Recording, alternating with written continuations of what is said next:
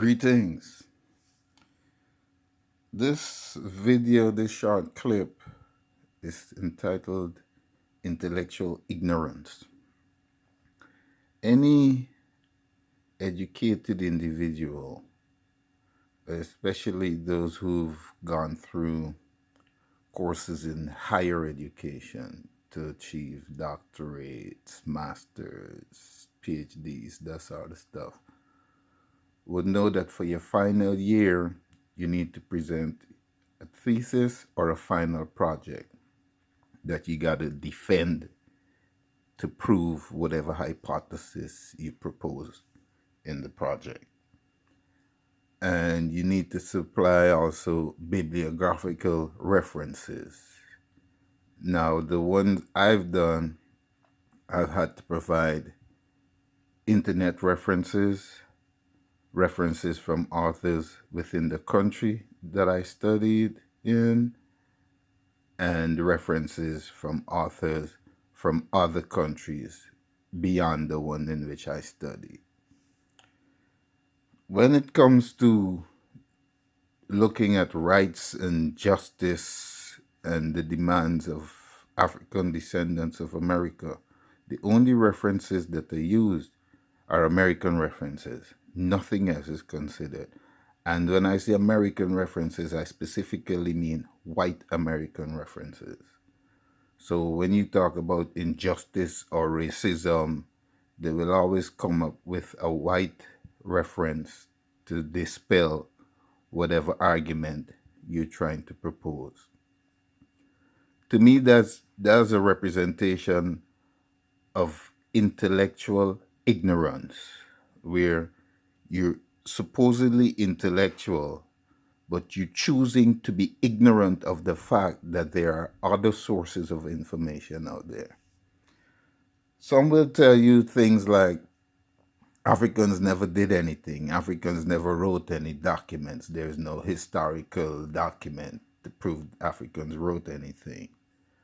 But then they forget to mention that the hieroglyphics were an ancient form of writing, and there are papyruses or papyri, which are documents made from leaves that were written by Africans.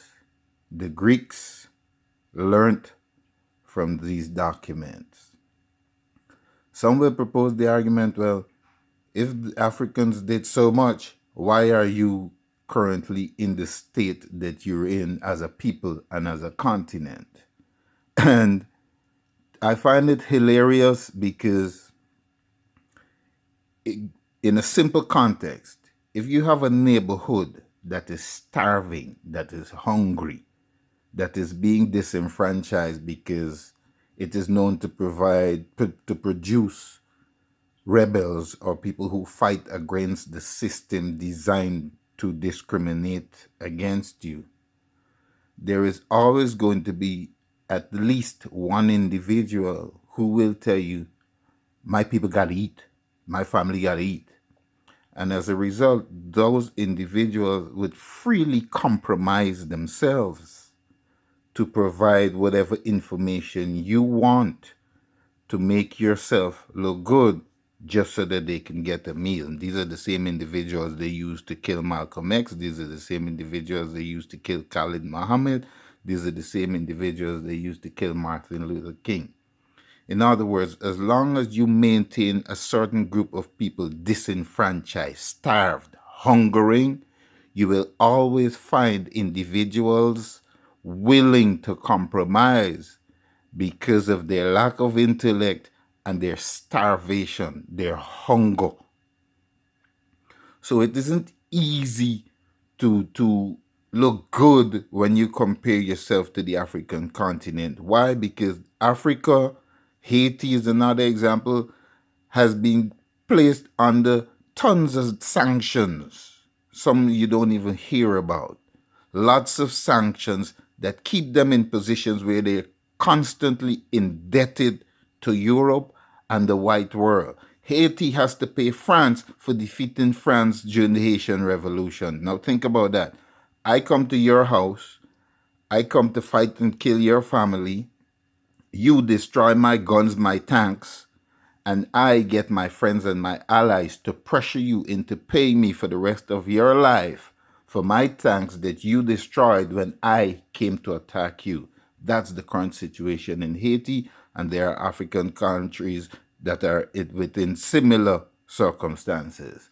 So it isn't easy, it isn't difficult, sorry, for you to see if you have an open mind, if you are a rational and a logical thinker, to see that there are countries, there are Africans who will be willing to sell out and give you the information you want to make yourself look good, despite the fact that they may be false and erroneous, simply because of their current, their dire circumstances.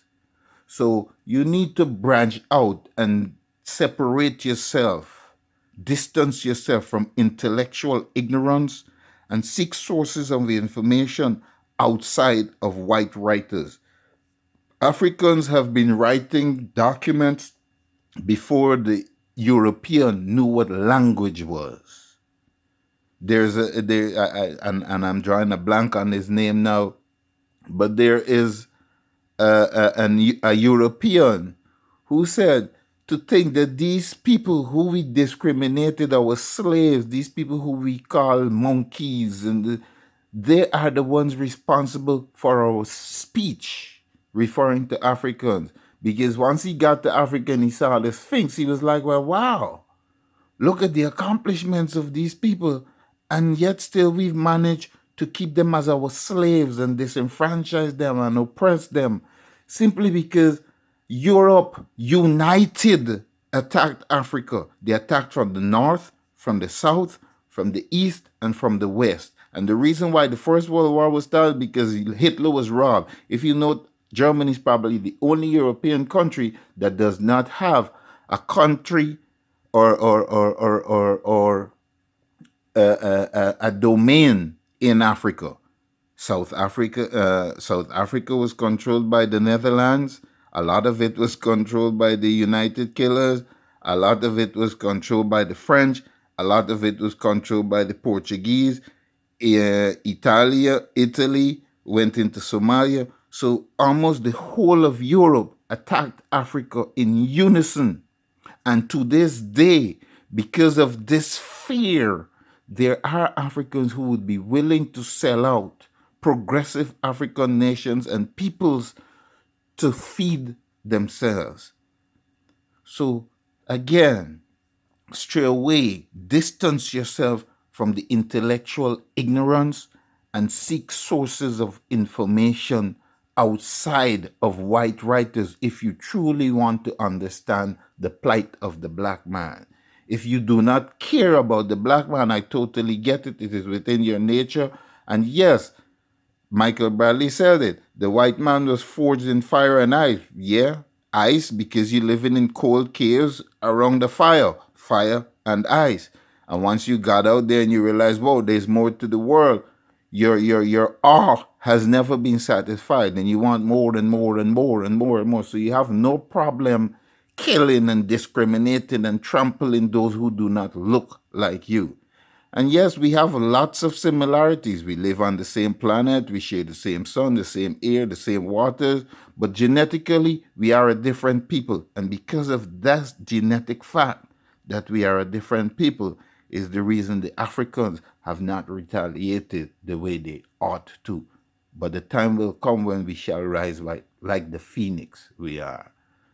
Distance yourself from intellectual ignorance. Seek the truth.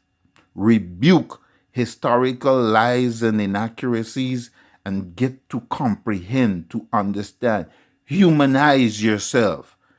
Understand, empathize with the African because we are the forebearers of humanity. If you do not have African blood in you, then you're a pure Neanderthal.